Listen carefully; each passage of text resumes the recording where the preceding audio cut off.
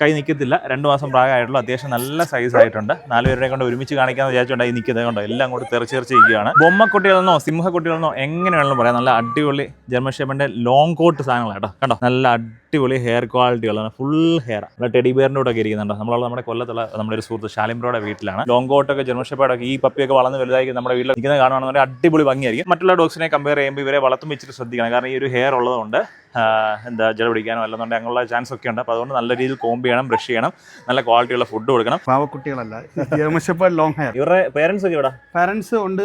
Mother ഊട്ടിയിൽ boarding വെച്ചിരുന്ന. ശരി, കഴിഞ്ഞ് ഇപ്പൊ കൊണ്ടുപോയിട്ട് ഒരു 5 ദിവസമേ ആയിട്ടുള്ളൂ.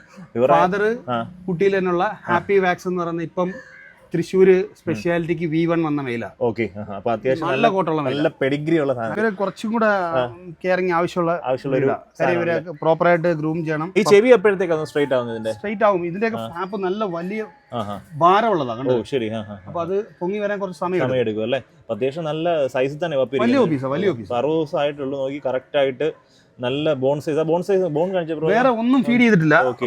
ഇവർക്ക് എന്തില്ല ഫീഡ് വേറെ ഒന്നുമില്ല. ചിക്കൻ ഒന്നും, ഡ്രൈ ഫുഡ് മാത്രം. വെറും ടോപ്പ് ഫുഡ്. ഓക്കെ.